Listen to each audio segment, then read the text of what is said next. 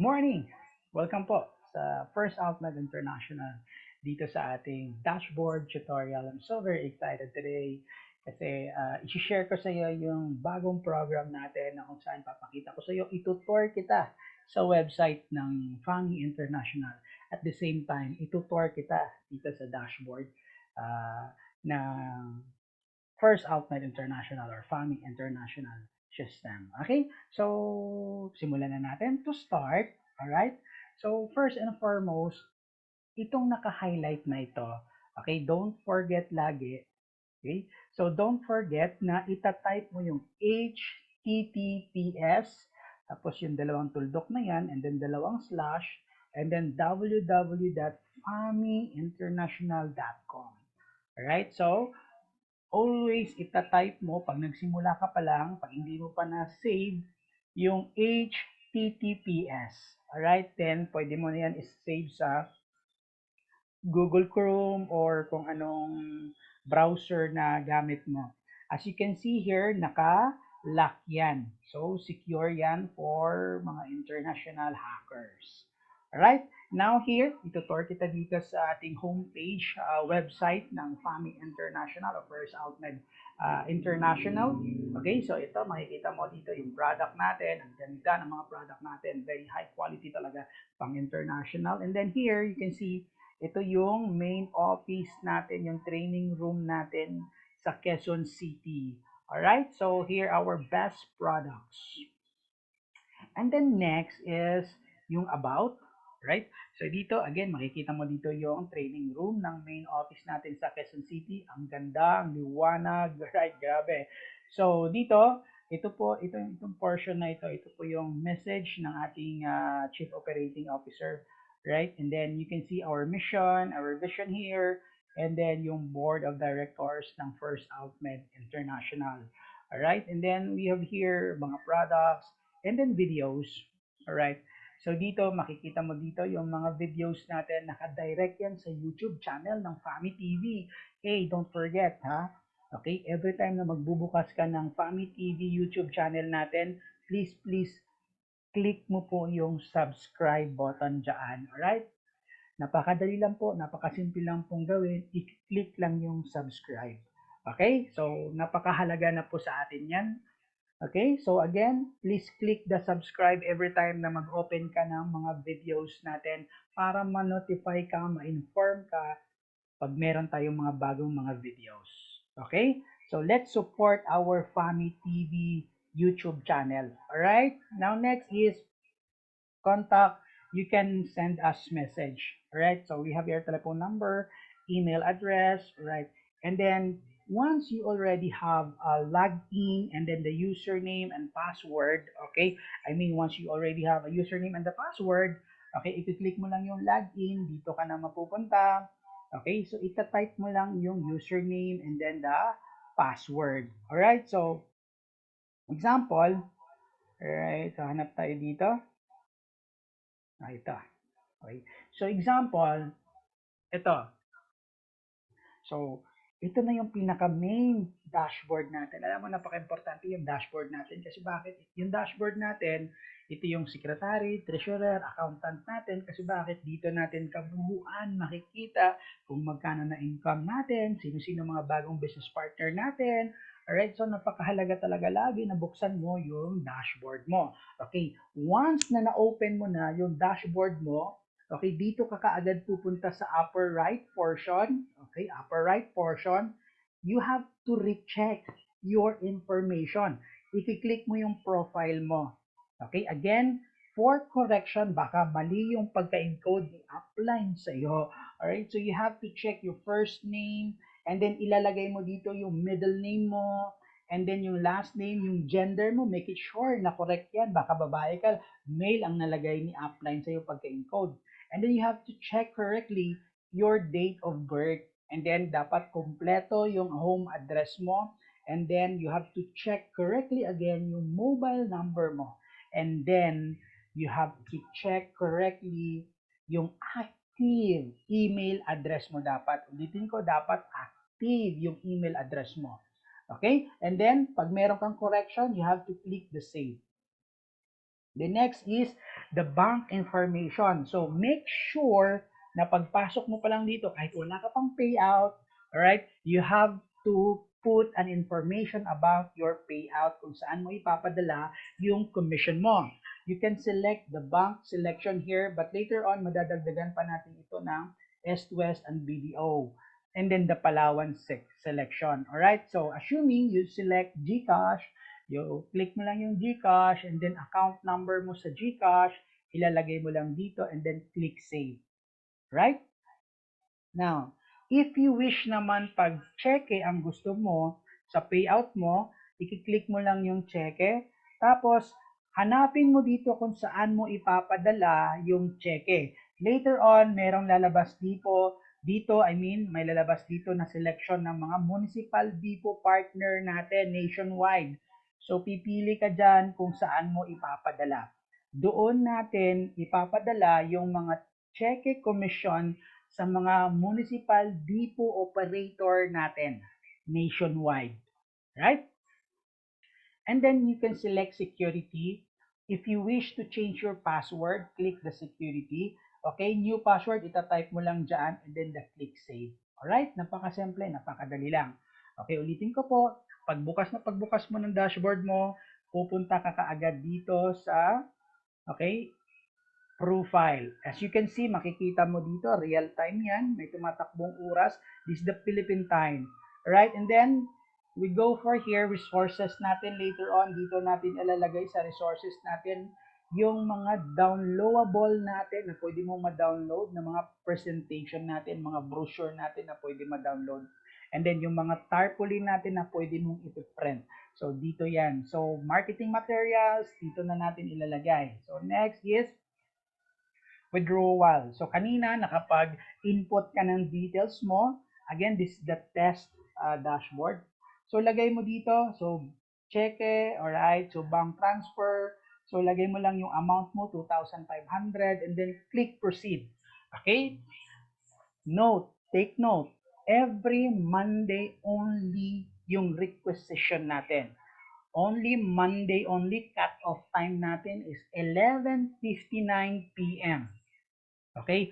Yan lang yung araw na pwede tayo mag-request. Then on the Friday, diyan marirelease yung payout natin. The whole Friday yan. Usually, binibigay yung commission natin lunchtime onwards. Kasi ang open ng office natin is 10 a.m. Right? Now, no minimum encashment na tayo dito. Okay? No minimum encashment. Right? So, next natin is network. So, titingnan natin dito. So, once you click mo yung My Direct, dito mo makikita lahat-lahat ng mga kung sino naging direct mo, sino mga direct under your organization. Next, genealogy list. Dito mo makikita kahit spillover ni upline per level, first level, second, third. And then, itong view na to, alright, ngayon hindi pa natin ma-view but later ma-view mo na to. Once na-click mo yan, pupunta ka dito, for example, level 4 kay Ronaldo 06, okay? So, pag na-click mo yan, pupunta ka doon sa genealogy ni Ronaldo 06. Amazing, right? Now, next naman natin is, ito na, genealogy mo na, right? So, dito, as you can see here, you have here rank account color coding. So, magko-color coding tayo sa rank natin. So, we have here, first rank is believer. Ito sa loob na to, magkukulay-pula yan pag naging believer ka na. Rank builder na yan, magkukulay blue na rin yung loob na to pag nagiging builder ka. Rank achiever is gold, magiging kulay gold ito pag magiging achiever ka na. Alright, so mga rankings natin under your organization, na-determine mo talaga by color kung anong rank na sila. Okay, so ito, yung blue circle na yan, meaning meron na yung tao. Ito vacant, empty, itong silver circle. So, mag-i-encode tayo. Okay, so once na mag-i-encode ka na, you have to select lang right or left. Okay, i-click mo lang to. Okay, lalabas na yan, my member registration. So, together with your application ng bagong business partner mo, you have to fill out dito. Okay, isisulat mo lang dito yung mga complete details niya. Okay, make sure na correct yung details na nilalagay mo.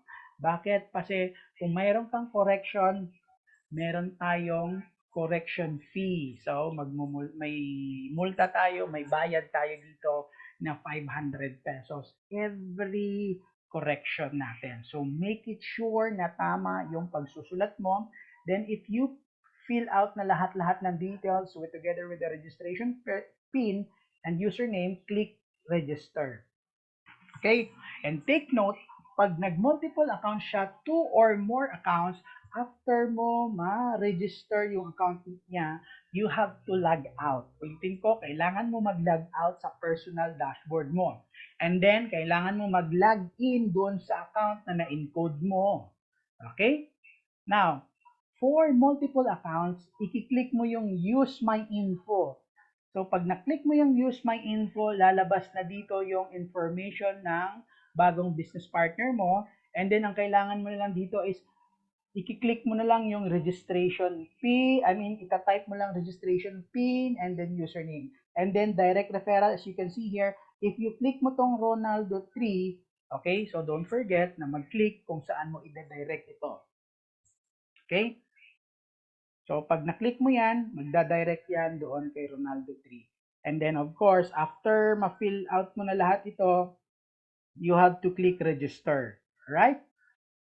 So, napakadali lang, very easy lang mag-encode ng bagong business partner natin. So, next, at our main dashboard. Alright?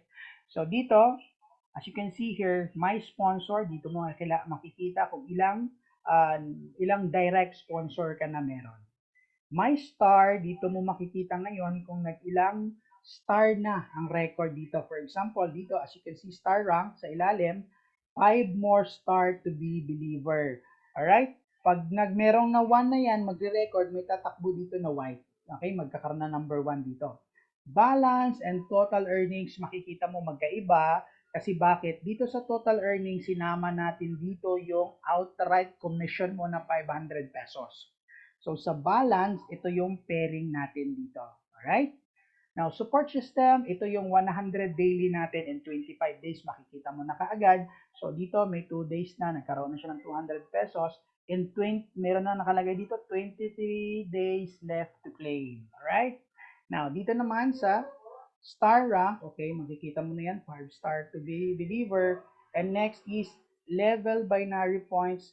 Okay, sa level binary points, dito mo na makikita kung ilan na yung mga business partner under your organization. And then leader, okay, leader binary points. So make sure for you to inform that leader binary points, dito na to sa mga rankings natin. Okay, mga rankings na natin. Sa rankings natin, always remember na yung believer rank 1 point, builder rank 2 points, achiever rank is 3 points. Right? Ulitin ko, believer 1 point, builder 2 points, achiever 3 points. Yan yung magre-record dito. Okay? So, ito, level binary points. Dito mo makikita kung ilan yung tao na sa left side mo. Okay, na paparisan mo per level yan on your right side. Okay, ito yung fast track natin. Okay, ito yung level binary. Ito yung fast track. Ito yung leader binary natin. Ito yung sa shadow pairing natin. Okay, so lahat-lahat yan detalyado. Now, next, dito, sabi ko, real time ito. Makikita mo na kaagad, okay? Makita mo anong araw, anong oras, okay? Pumasok, nag-pair yung 2-5. Yung direct sponsor mo dito, ayan, nagre-record, okay? Gaya sabi ko kanina dito, total earnings, magto-total pati yung outright commission mo. Okay? So, ito lahat yung ating dashboard tutorial. Napakadali lang. So, once again, once na meron ka ng username and password, kailangan first and foremost, kailangan mo pumunta ka agad sa profile mo to recheck kung sakto ba, tama ba yung information ng pagka-encode ng upline mo sa'yo. Alright? So, once again, this is our dashboard tutorial sa bagong program natin dito, and this is our website sa FAMI International natin. So, once again, maraming salamat sa pakikinig, panonood, and don't forget na mag-subscribe. Alright? Mag-subscribe ka sa YouTube channel ng FAMI TV. Alright? Para ma-inform ka sa mga bagong videos natin. Alright, so once again, maraming salamat sa iyo. And my name is Maynard Viejo, your Chief Operation Officer, saying goodbye for now. Bye-bye!